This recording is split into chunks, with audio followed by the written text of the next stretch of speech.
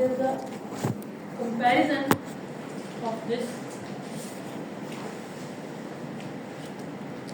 कौन सा page? Page triple T हाँ जी, टेबल बना टेबल आ है। गया। इसमें अगर देखें तो differences between qualitative and quantitative approach दी हुई है with reference to some orientations, और ओरिएंटेशन जो है वो based upon paradigm and world view. अब पैराडाइम जो है ना, ये जैसे स्कूल ऑफ थॉट हमने डिस्कस किया था ना कि स्कूल ऑफ थॉट का, तो जब बहुत ज़्यादा स्कूल ऑफ थॉट एक ही डोमेन के ऊपर काम करने लगे ना तो वो पैराडाइम बन गया। इसे हम कहते हैं पैराडाइम शिफ्ट। पैराडाइम शिफ्ट ये होता है कि पूरी की पूरी रिसर्च किसी एक चीज़ पर बिलीव करती थी, अब वो चेंज हो गया। जैसे अब पैराडाइम शिफ्ट टू एआई हो चुका है, अब सारी चीज़ें एआई की तरफ चली। ठीक है, this is assumption about the world, the paradigm, right. और क्वांटिटेटिव में ये पॉजिटिविज्म या रियलिज्म पे बिलीव करता है, यानी ऑब्जेक्टिविज्म पे, जबकि क्वालिटेटिव में ये इंटरप्रेटिविज्म और idealism. Then research purpose, quantitative में क्या होगा? Numerical, description, causal and predictive, जबकि क्वालिटेटिव में सब्जेक्टिव डिस्क्रिप्शन, नंबर्स नहीं होंगे, वर्ड्स होंगे हमारे पास। एम्पैथेटिक अंडरस्टैंडिंग, यानी रिसर्चर की, क्योंकि इसमें इंटरप्रिटेशन ज़्यादा है ना क्वालिटेटिव में, इसलिए एम्पैथेटिक अंडरस्टैंडिंग, यानी वो देखेगा कि किस तरह से इसको एड्रेस करना चाहिए चीज़ को। एंड प्रेडिक्शन की बजाय एक्सप्लोरेशन होगी। जैसे हम थीम्स पे आते हैं, फिर वेरिएबल्स पे आते हैं ना, उस तरह। फिर ऑन्टोलॉजी है, that is nature of reality. इसमें क्वांटिटेटिव और क्वालिटेटिव भी दोनों में कोई डिफरेंस नहीं है। नेचर ऑफ रियलिटी को अंडरस्टैंड करने के लिए दोनों ही यकसा मूव करते हैं। Then epistemology, theory of knowledge, जो कि क्वांटिटेटिव में क्या है? ड्यूअलिस्ट और ऑब्जेक्टिविस्ट, और क्वालिटेटिव में क्या है? सब्जेक्टिविस्ट। कि आप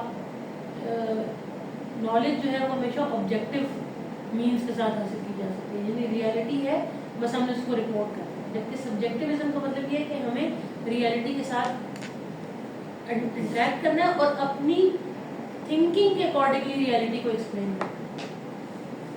जैसे एक तो रियलिटी है ना कि sun rises in the east, this is reality, objectivism. लेकिन सब्जेक्टिविज्म ये होगा कि यार मुझे लगता है कि शायद इससे जब मुझे लगने का कंसेप्ट है, मेरी थिंकिंग का कंसेप्ट है, तो सब्जेक्टिविज्म। ठीक है। फिर methodology, AIIMS of the scientific investigation के हवाले से अगर क्वांटिटेटिव में देखें तो एक्सपेरिमेंटल या मैनिपुलेटिव होता है, जबकि क्वालिटेटिव में हर्मेनॉटिकल या फिर डायलेक्टिकल, यानी लॉजिक की बेस के ऊपर, रीजनिंग की बेस के ऊपर हम करते हैं क्वालिटेटिव में।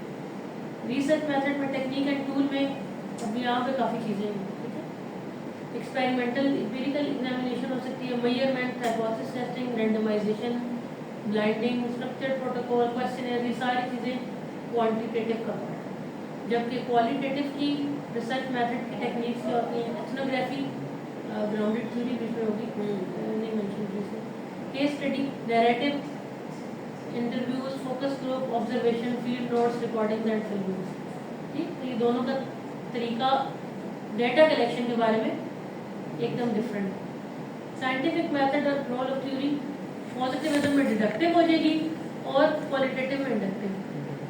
Nature of data, instruments, variables, structured and validated data collection instrument, whereas in qualitative words, images, interviews, participant observation, notes, ये सारे हमारे लिए डाटा होंगे। डाटा एनालिसिस पे कैसे किया जाए?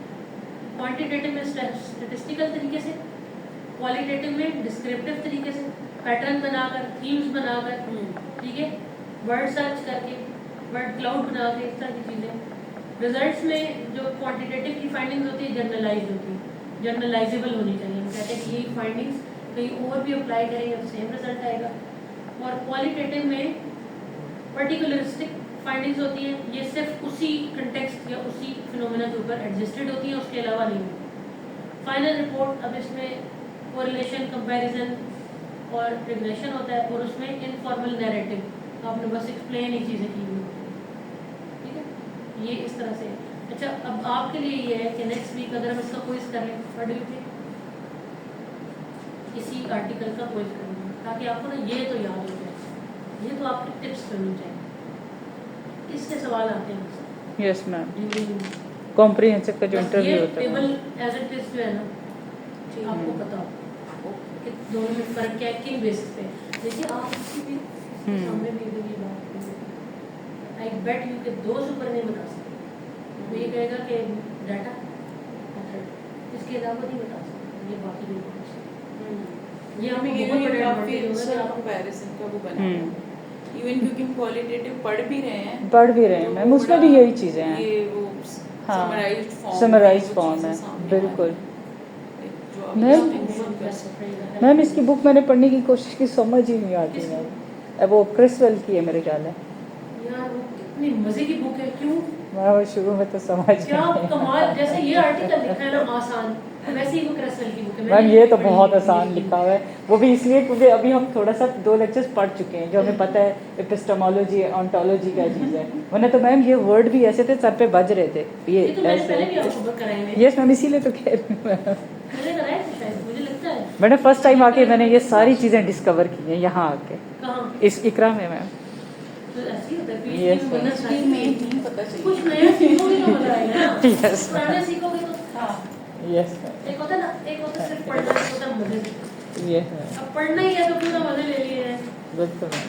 तो मैं भी वो आर्टिकल लाती हूँ जो मैंने खुद ना पढ़ा हो। जी मैम, आपको भी पूछा वो मैम देख मैंने अभी आपको ये पढ़ाया, ये पहले पढ़ लिया था ड्यूरिंग ब्रेक। इससे पहले तो जब मैंने